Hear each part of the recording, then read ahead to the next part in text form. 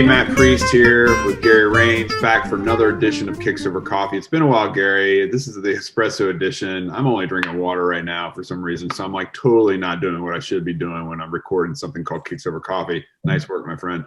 But we wanted to dive into a couple trends that we're seeing. We're hearing anecdotally about everyone's outside and everyone's doing things out in nature, but we want to look into the trade data to see if that's starting to back up some of what we're hearing anecdotally.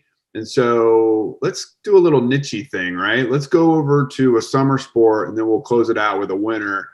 And so what are you seeing on the golf side in particular? Sure. It's really interesting to note that after a long kind of erosion in the number of people playing golf, the number of rounds of golf that are occurring, and certainly golf footwear imports, we've really seen that number bottom here recently and seen a pronounced rebound in third quarter 2020 versus third quarter 2019. Golf footwear imports were up 62% year over year. Wow, 62%. That's well under par, to use bad golf jokes. So what are some of the kind of the deeper look, as you look at these numbers, do you think this is a trend that's going to continue? Is this layout what we're hearing and reading about the resurgence of people playing golf on the links over 2020? Sure. Certainly, we still see data shows that the average golfer is 54. The average golfer is a much older cohort than maybe the median population age in the United States, which is going to skew younger, closer to the Gen X or even Gen Y crowd. So that I think will be a long-term issue that will constrain the number of people playing golf, and in turn, amount of golf footwear sales and golf footwear imports.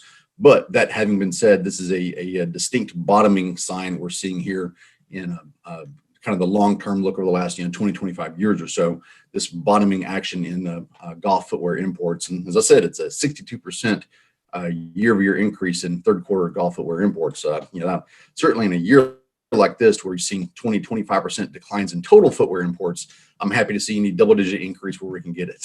Yeah, absolutely right. One of the silver linings to this dark cloud called COVID. Now let's close it out as we look towards the slopes, the winter sports. Are you seeing anything on the ski boot side that may give you a hint as to where we're headed as it relates to skiing in the winter? Yeah, certainly. As a former ski bum myself, I'm always happy to see increases in the ski boot category. Of course, with another socially distant sport, golf versus skiing or snowboarding, we're seeing a similar increase in the ski boot imports coming in here in the most recent months.